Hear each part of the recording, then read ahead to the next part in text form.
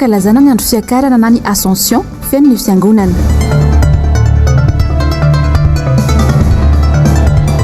Fikonandoam-pirenena taky ny mpanohitra tsy fitadiavana seza fa fisorohana ny ramandrika ao ireny fifidianana hoy ny fiamina.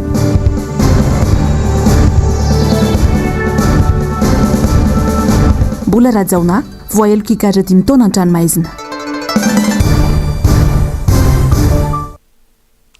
Dia falitafahoana aminao indray ny tenako atanatiny fotoanany fampalalama avy any MBS amin'ny ity takariva ny alakamisy fa 4 ny volana May ny taona 2024 ity. Manolotra ny araba ary tomboky lahy sy tomboky vavy manasanao anaraka ny fotoanany vavahatra amin'ny farany. Samy nanana ny fomba nanamariany ny fankalazana ny andro fiakarana na ny ascension ny rehetra ho an'ity androany ity. Tao moa ny namonjy fanipaom-pivavahana amin'ny mahafety kristianosy tsy visy ihany koa anefa nanohy ny asa andavanandro. Toizao indrindra ny fanadihadiany Ando Miaratina sy Tahiriana makasika izay. Efa 10 andro aorian'ny Paska ary 10 andro alohan'ny fankalazana ny nilatsahan'ny fanamasina dia ny Pentekosta ny fety atsiarovana sy ankalazana ny andro ny akaran'i Jesosy Kristy any an-danitra ary manamarika ny fionana farany teo amin'ny Jesosy ireo mpianany taoriany ny fitsanganany tamin'ny maty. Fotoan-dehibe eo amin'ny fiainan'ny mpino sy ny fiangonana izany no izy mialo lalana ny fiainana mandrakizay. Tsy azo atao ambanin-javatra ity fotoana ity ka saika hananokana fotoana idirana an'Andriamanitra atsiarovana ny andro ny akarana ny ankamaroan'ny kristianina androany. Ho an'ny fiangonana rehetra ny andro fiakarana dia tsy fotoana fialan-tsasatra na fanaovana konzenga fa tena andro fivavahana ho an'ny kristianina ny andro fiakarana. Ary izay no mazava-dehibe azy satria andro anankiray izay fifaliana rehefa nahazo tsodrana avy amin'ny Jesosy ny mpianatra dia ny faly indrindra.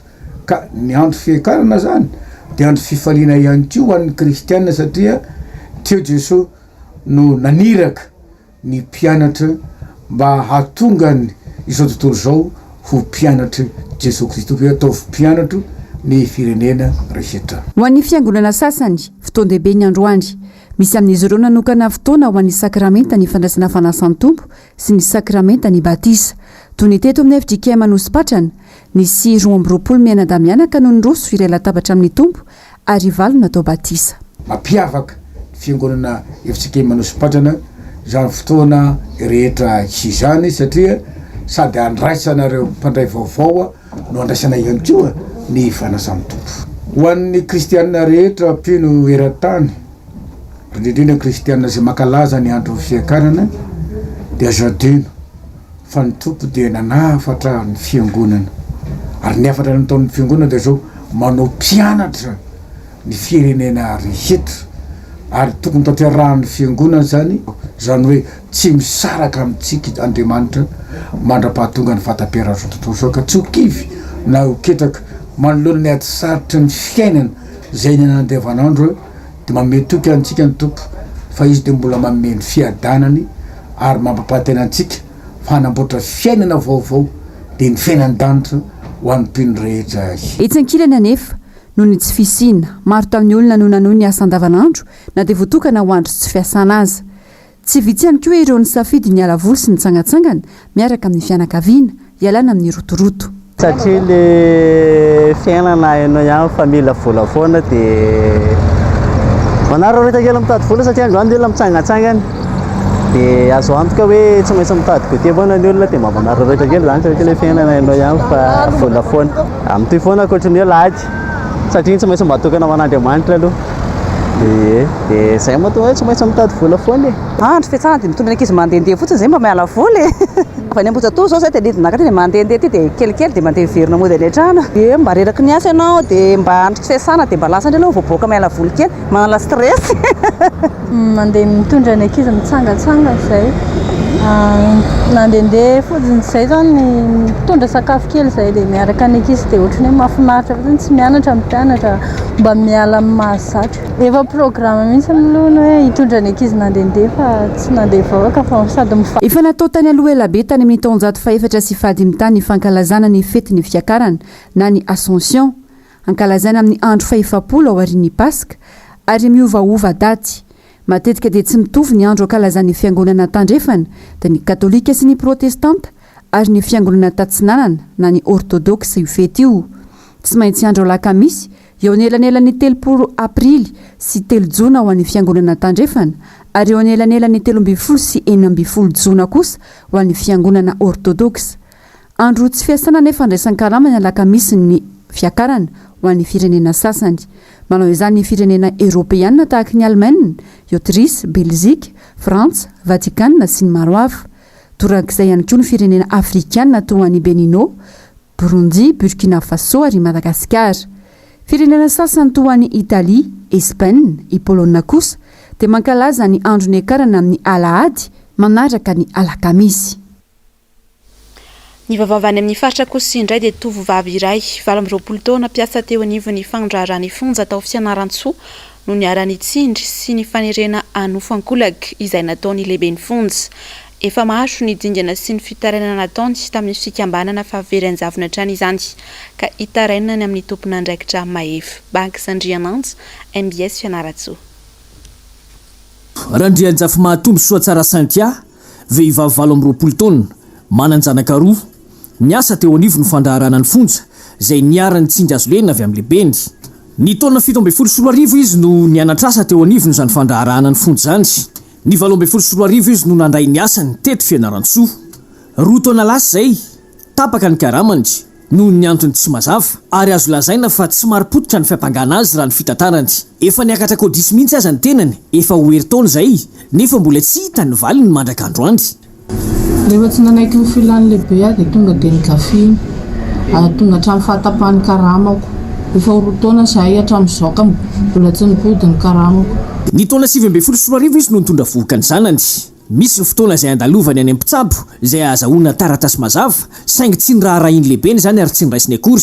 Fa manoloana an'izany nandritra n'izay 2 taona izay dia efa nisy ireo antanatohatra maro isan-karazany izay nilalovan'izy ireo mba hienoana sy hampahafantarany ny zavatra manjo azy sy ilazany ny fitarainany saingy tsy natambokatra. Efa nandeha tany amin'ny brigade féminine, efa nandeha tany amin'ny association Fiti, efa nandeha tany amin'ny ministère fa mbola tsisy valiny hatramin'izao. Fa mipetraka ho fisehosehoana sy fizahozahoana tokoa ve ireny fikambanana maro isan-karazany izay milaza fa mijoro sy miaro ny zon'ny vehivavy na miaro ny zo maha-olombelona izay hitantsika any amin'ny fahitalavitra maro samihafa ireny. Misy koa aza milaza fa tena akaiky ny fitondrana misy ankehitriny izany fikambanana izany ka vonan'olo tanana nyreo malagasy paraitany razana. Sanatriany vava ladiny lela ve mbola misy eto Madagasikara ilay hoe tsy maty manota sy tsy maty voalavo-kibo. Iza no atao enjehana ary iza natao tsy enjehana raha misy ny fandikan-dalàna ary iza natao arovana iza kosa ny tsy arovana amin'ireo malagasy tsy vaky volo moa tsy malagasy iray ihany ve. Tena fantatra izao fanjakana misy ankehitriny izao ve fa maro ny fianakaviana sy ny tokantrano potika noho ny etraketraka ireo manam-pahefana amin'izao fanjakana izao. Manomboka rampitso zoma fa 17 ny volana May nitetika sa Mitsiry izay entina hanohanana indrindra ny orinasa madinika sy salantsalany na ny antsoina ihany koa hoe petites et moyennes entreprises eto Madagasikara. Tetika sa lehibe izay vatsiany fanjakana Amerikana volisty izay mitentina 2.4 faingo 4 tapitrisa $, amin'ny fiaraha-miasan'ny USAID sy ny sehatra tsy miankina. Everina fa isy fiatraikany lehibe eo amin'ny fiarahamonina misy ny tetikasy ary ny fampivoarana ny toe-karena maharitra izao fanampiana hoentin'ny fanjakana Amerikana izao. Ny fifanarahana eo amin'ity tetikasy ity moa dia aharitra mandritra ny 5 taona. Eo amin'izay vaovao tapatapan'izay hatrany dia ny trangana aitrano tao amin'ny commune Analavory, départementa Ampasinjeva, distrikan'ny Manakatra, omaly ariva tokony tamin'ny 9 latsaka fahefany teo. Araka ny fantatra dia trano ny ben'ny tanàna ao an-toerana ity niaran-doza ity. Tsy mbola nisy hatreto ny fanampanazavana ny amin'ny mety nahatonga ny loza saingy raha ny firehitry ny afo dia heverina ho maro ny zavatra simba tamin'izany. Hatreto dia tsy mbola misy ny tatitra mazava ihany koa mikasika ny trano may niaraka taminy sy ny vona ara-mahaolona nandritra izany. Efa mipetrapetraka avokoa ny lamina rehetra makasika indrindra ny fanatanterahana ny varotra fampirantiana sy amin'ny magrobeoririka ho an'ny rahampitso. Tsy misy moa ny vidim-pidirana mandritra ny hetsika ary maro ny zavatra ho hitanao ao an-toerana mandritra ny 2 andro. Andy Miaratiana sy Tahiriny Aina. Fiantsenana miavaka ao amin'ny magrobeoririka rahampitso zoma sy ny sabotsy ho avy izao. etsika tafitra indrindra anatin'ny fanamariana ny fankalazana ny fetindrendry no sady entina anampiny ireo zokiolona sahirana eto Antananarivo. Ho afa-pasahirana natanteraka ianao satria dia jifaina amin'ny vidy mirary sy takatry ny fahefa-mividiny rehetra avokoa ny entana amidy mandritra ireo roa andro ireo, ary maro isafidianana afaka atao fanomezana tsara ho an'ny endy na ho an'ny tena manokana ihany koa. Trano eva maro no ampranty sy varotra ny vokatra avokariny, ary samy manana ny mampiavaka azy avokoa ny rehetra. Ao ohatra ireo mivarotra momba ny voninkazo manokana izay isan'ny tena mety ho an'ireny mpianakaviana. Eo ihany koa ireo karazana asa tanana vita malagasy, ny sakafo amin'ny kalitao sy maro loko, ny haingo samihafa toy ny kiraro, akanjo sy ireo kojakoja fampiasa amin'ny endrika sy ny taovolo. Araka ny fanampahafantarina hatrany am-piandohana dia etsika manokana, ary miavaka amin'ny rehetra ity varotra fampiratiana ity. Ny vola rehetra azon'ny mpikarakara dia omena ary entina anampiana ireo renibe antitra sy zokiolona eto Antananarivo ho fitsinjovana azy ireo sy ampifalifaliana azy amin'izao fankalazana ny fetindreny izao ka afahany miaina toy ny renrehetra. Maromantsy ireo miaina anatin'ny fasahirana natanteraka tsy misy sarangotona noho ny tsy fisiana. Ho anao ary raha hitady fanomezana ho an'ny eny any, tongavany ny magroberotrika rahampitso zomasy ny sabotsy ho avy izao, satria dia sady ahaza ilainao ianao no efa mandray anjara sady ihany koa amin'ny fanampiana ireo zokiolona sahirana. Tsy misy ny vidim-pidirana mandritra ireo andro ireo. Efa tomomba na rehefa avonina avokoa ny fanomanana rehetra eny amin'ny magro. Ho anao ihany koa izay mitondra fiara, efa misy toerana voatokana ho amin'izany ao an-toerana. Tongava maro ary tsy misy vidim-pidirana. Pejy fanatanjahantena dia nantsoina natevin-darana ny ekipam-pirenena hiatrika ny lalao fifantosanana kanina 2024 Théodin, Mamy Gervais, Dax ary Soloniana Avzary. Lalao roa no hoatreny ekipam-pirenena Bary amin'ny ity volana Jona ity, izay efa ao anatin'ny fanomanana tanteraka izy ireo ankehitriny, ary anainga eto an-tanindrazana rahampitso 17 Mey ka hiazo any Accra renivohitry Ghana ny ampany amin'ny délégation sy ny mpilalao avy eto an-toerana. Raha rahampitso zoma kosa ireo mpilalao avy atsy la Réunion no higadona eto Madagasikara ka anainga ny sabotsy 20 Mey miaraka amin'ireo délégation ambiny, ary farany dia ireo mpilalao mpilaravinahitra kosa dia mamonjy avy hatrany any Ghana. Eo amin'ny maresaka iraisam-pirenena ankoatra ireo firenena maro izay nahitana fisianaky ny Covid-19 ka nahitana tahambony amin'ny isan'ny olona nitondra izany, dia mbola Etazonia hatreto aloha izany no nahitana tahambony indrindra, efa mihoatra ny 200 ihany koa ny firenena nahitana ity aretina ity, ary mbola tena anatin'ny ady tanteraka i Chine amin'izao fotoana izao. Avitra Solondraibe, Manora Andrimalala. Telo taona taorian'ny nahitana tranga voalohany tamin'ny aretina Covid-19, mbola maro ireo firenena maneran-tany no miady amin'izany amin'izao fotoana izao. Misy mihitsy aza ireo firenena tamin'ity taona ity vao nahitana tranga voalohany toa ny Korea. Mitohy hatrany ny fianaky ny Covid-19 indrindra ny amin'ireo firenena mbola vitsy ny taham-panaovam-baksiny. Maro ny ainana fo maneran-tany tao anatin'izay telo taona nisian'ny aretina izay, ary tsy afaka ny alana ihany koa ny fiatraikany tamin'ny sehatra maro toa ny varotra sy ny fifandraisana ary ny maro hafa. Raha nitatitra ny voaka ny talata lasa teo dia firenena 220 no nahitana ity arety mandoza ity, ka ny ao Etazonia nisy ny olona betsaka indrindra nitondra izany izay manodidina ny olona 320 tapitrisa, ka manaraka izany Inde sy Brésil. Tsy mitsahatra ihany koa ny fianaka ity aretina ity ao Chine amin'izao fotoana izao, raha tao atoerana ihany no natomboany izany ny taona 2012. Tsy latsaky ny 100 isan'andro ny voamarina any an-toerana fa mitondra ity aretina ity. Miverina tamin'ny toy ny fiatomboany ity aretina mahery vaika ity indray ny fepetra raisina ao an-toerana. Ohatra amin'izany ny fanaovana ny asa ampitain-davitra, eo ihany koa ny fikatona ny toeram-pivarotana maro ary ny tsy fahafahana mifamezivezy be loatra raha tsy misy antony mazava. Isongay aloha izany hatreto ny toerana tena mitondra faisana ao Chine. Fa manoloana izany dia nandraisana ny fepetra ny mikasika ny varotra ao an-toerana sy ny ivelany, izay somary mirona tsy kelikely makany amin'ny fivelarany mba tsy hampavesatra be loatra indray ny krizy ara-toe-karena. Ankoatra ny Covid-19 dia mianaka izay tsy izy ihany koa ny variole du singe ankehitriny ao Eropa ao, firenena manodidina ny 20 eo no efa ahitana azy ity, saika eo amin'ireo olona manao firaisana amin'ny mitovy fananana amin'ny avokoa moa no nahitana ity aretina betsaka ity indrindra. Avitra Solondraibe sy Manora Andrimalala Trany. Ankoatra ny Covid-19 dia mitombo izay tsy izy ihany koa ny fianaky ny variole du singe ao Eropa amin'izao fotoana izao. efa mahatratratra amin'ny 20 ny tranga voamarina ankehitriny ka ao Royaume-Uni misy ireo betsaka voa indrindra izay mitotaly 20 olona raha Espagne sy Portugal no manaraka azy. Ny akamaroan'ireo olona izay mitondra ity aretina ity dia ireny olona manao firaisana amin'ny mitovy fananahana azy ireny avokoa na ilay antsoina midika teny malalaka hoe pelaka. Ho an'ny Frantsa manokana tsy latsaky ny fito ireo olona voamarina fa tratry ity aretina ity ka nandraisana fepetritra entitra avy hatrany. Tsy mahazo mivoaka fa mihibika izy ireo ary takiana mihitsy ity fipetra ity mba hanenana fiparitahan' izany ao an-toerana.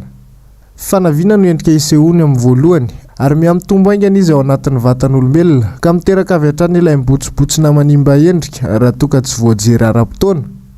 Mety hiteraka zavatra maro ihany koa izy ity raha toa ka tsy mahazo fitsaboana aingana. Etsy ankilany dia tsy mbola voafaritra mazavatra eto ny tena fiavian'ity aretina ity. Hatreto aloha dia tsy mbola nahitana ity tranga ity aty Afrika kanefa mila mailo hatrany rehetra mba hisoroana amin'ny tranga toy izao.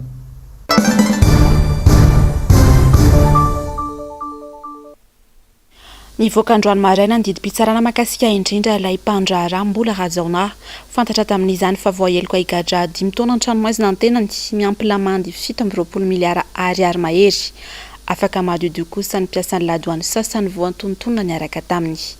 Zavandre Mahefa, Mathieu Princy. Nanomboka ny talatalasa teo no niakatra teny anivon'ny fitsarana miady amin'ny kolokolo na ny paky ny raharambola rajona. Ny toy omaly tontolo izany ary ny voakandroany maraina tokony tamin'ny 5 ora sasany tanoany ny didim-pitsarana. Voaheloka igadra 5 taona tranomaizina ny tenany miampy lamandy mitetana 7.20 miliara ariary mahery. Lamandy izay arahany mandofo amin'ireo mpitatitra entana niara-vororo taminy. Ireto farany izay nahazo azy miantona herintaona saingy afaka mahadodio kosa ireo mpiasa ny ladoany sasany voatontonona tamin'ity raharaha ity. Vavolombelona manodidina 30 no tonga nanatrika ny fitsarana ary ny akamaroan'izy ireo adem-panaramaso ny ladoany tao Tomasina avokoa tamin'ny fotoana nitrangan'ireo hafandikan-dalàna ny ampangana ity sy ampandraraha ity. Raha tsy ahivina dia fanaovana kolikoly fampidirana entana tsokosoko tao amin'ny faditseranana ary fandosirana etra mpanjakana no vesatra ny ampangana ity sy ampandrarana laza tamin'ny vanim-potoana nitondrany ny filoha teo aloha Rajaona Armampianina ity. Efa notazomina nandritra ny 3 taona teny amin'ny fonjabe ny Tsefa nanomboka tamin'ny 13 febroary 2022 moa imbola Rajaona ary nafindra eny amin'ny fonja vaovao ny Mirchetosika ny farany volana Martsa 2022 lasa teo no ny antony ara-pahasalamana. Iantoka ny filaminana amin'ny lafiny rehetra ao ireny fifidianana ho avy eto Madagasikara indrindra fa ny fifidianana filoham-pirenena ny fikaonandoam-pirenena dradradradrain'ny mpanohitra raha nambara ny vovonana fanondrenana ifotony tsy natao hitadiavan-tseza ihany koa izy io fa fikaonandoam-pirenena no ilaina raha ny fanazavana hatrany. Asinandria Malala sy Tokra Marla. Tsy fitadiavana seza fa fisorohana ny korotana sy ny ramandrika aorian'ny ny fifidianana ho avy eto Madagasikara no antony hitakian'ny mpanohitra ny fikaonandoam-pirenena mialohan'ny fifidianana. Sokatain'ny mpomba ny mpitondra fa fitiavan-tseza sy fitadiavana fahefana amin'ny alalan'ny fiaraha-mitantana no takian'ny mpanohitra ny fikaonandoam-pirenena saingy tsy izany mihitsy anefa ny tena tanjona. Raha ny ho an'ny fiamma dia ny tombosoa ambony vahoaka malagasy ny kasana ka ny fanondrenana ifotony fa ny zany resaka fitadiavan-seza zany fifandresen-dahatra ny concertation nationale hitondrana ny filaminana ho an'ny vahoaka malagasy fa tsy rariny sony raha mbola isy zany raha mandrika zany aorian'ny fifidianana ka ho an'izay mihevitra n'izay fitadiavan-seza zay azy ny azy fa fikasana tombosoa ho an'ny piraitan'ny razana ny concertation nationale zany hoe ny hevitra avy any amin'ny fitondrana sy any amin'ny entité politika rehetrarehetra manohitra ny fitondrana no aravina satria samy mitady mikasaka ny tombosoan'izay firenena malagasy zay na ny mpitondra na ny ankolafikero politika manohitra ny fitondrana. Tsy maintsy irosoana ny fikaonandoam-pirenena mba isorohana ny krizy vaovao aorian'ny ny fifidianana ho hiatrany ny fanazavana. Raha jerena ny dialogue politika hatramin'izay dia hita fa raha siroso amin'ny concertation nationale anansona ny ankolafikero rehetrarehetra ny fitondram-panjakana dia hita taratra sahady fa isy korontana aorian'ny zavatra zay senekendreo an'izay zavatra concertation nationale zay na ny communauté internationale zay sy tompon'ity tany ty aza dia efa miainga amin'izany appellation mahakasika an'izany fampihavanana sy ny concertation nationale eto zany azadino fa maro ny lesoka hita teo amin'ny fifidianana rasteny hafa sy ny doublon izay isorana ny candidat mpifanenana teo nanaiky mba hisian'ny fandriampahalemana amin'izay zavatra zay ka eto zany ny vovonana toko politika fiamma dia manantena ny isian'izay fiantsony fitondram-panjakana sy ny ankolafikery politika rehetrarehetra iroso amin'izay concertation nationale zay. Atreto dia mbola ny tombontsoa manokana sy ny fampielezan-kevitra mialohan'ny fotoana no mahamaika ny Andrajoelina. Tsy ao an-tsainy mihitsy aloha hatreto ny korotana mety hitranga ao aorian'ny fifidianana. Efa hita sady ihany koa amin'ny fomba fitenin'ny filoham-pirenena izay amperinasa fa tsy ao an-tsainy mihitsy ny hikatsaka izany filaminana sy fitiavan-tanindrazana izany. Fiantsiana ampanohatra hatrany aza no ataony sy mahamaika azy. Eritaona mialohan'ny fifidianana filoham-pirenena isika eto Madagasikara, efa tazana manao fampelezan-kevitra mialohan'ny fotoana sahady ny filoha na dia mbola filoham-perinasa azy. Ny mpanao politika mpikambana ao anatin'ny RMDM aza moa dia vakivava fa vao tonga teo amin'ny fitondrana ity farany dia efa nanao fampelezan-kevitra mialohan'ny fotoana. Asin'Andriamalala sy Tokotry Marola Hatrany. Vao tonga teo amin'ny fitondrana i Andrajoelina tamin'ny taona 2024 dia efa nanao fampelezan-kevitra ity filoham-pirenena malagasy amperinasa ity. Manapirofo izany ireo fampanantenana pokaty isak'izay miteny ny vavany izay azo isaina amin'ny ratsan-tanana ireo vitany ankoatra an'ireo velirano 12 izay tsy hita hatramin'ny androany. Tsaron'ny rehetra tsara mantsy ireny fampanantenana isak'izay miteny nataony Andrajoelina tamin'ny hainao manjery nokiazany tamin'ny ady tamin'ny coronavirus ireny. Na tsy mbola heritaona za dia efa nanao propagande mialohan'ny fotoana hatramin'izay satria mahatsapa teny izy fa tsy lany ara-dalàna.